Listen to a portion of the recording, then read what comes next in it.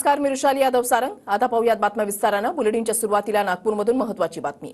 नागपुरात फडणवीस यांच्या कार्यालयाबाहेर नेते आणि कार्यकर्त्यांची गर्दी झालेली आहे। वेगवेगळ्या विधानसभा मतदारसंघातील नेते आणि कार्यकर्ते हे भेटीसाठी दाखल झाले। पहिली यादी जाहीर होण्यापूर्वी फडणवीस काही आमदारांशी चर्चा करणार आहेत। गजानन उमाटे आमचे प्रतिनिधी आमच्या सोबत आहेत, अधिक माहिती जाणून घेणार आहोत। गजानन,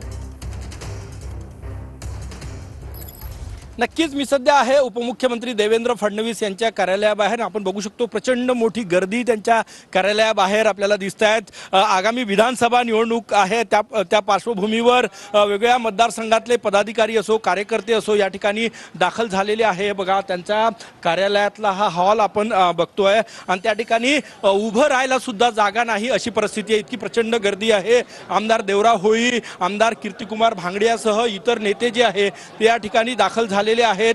वेगळ्या मतदारसंघातले पदाधिकारी, इच्छुक उमेदवारही या ठिकाणी आहे। आपण बघू शकतो उपमुख्यमंत्री देवेंद्र फडणवीस यांच्या कार्यालयातली ही प्रचंड गर्दी। कार्यालयाच्या बाहेर सुद्धा मोठ्या संख्येनं लोक जे आहे, पदाधिकारी जे आहे, नेते जे आहेत ते या ठिकाणी उपस्थित आहेत। लवकरच भाजपची पहिली यादी येणार आहे अशी चर्चा आहे आणि विधानसभा निवडणुकीची आचारसंहिताही लागणार आहे। त्या पार्श्वभूमीवर कार्यकर्त्यांकडून, पदाधिकाऱ्यांकडून, नेत्यांकडून भेटीगाठीचं सत्र जे आहे ते आपल्याला या ठिकाणी पाहायला मिळतं।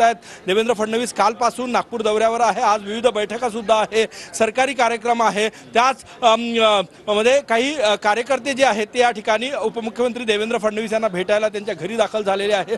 सकाळपासून प्रचंड गर्दी या ठिकाणी आपल्याला पाहायला मिळते। नक्कीच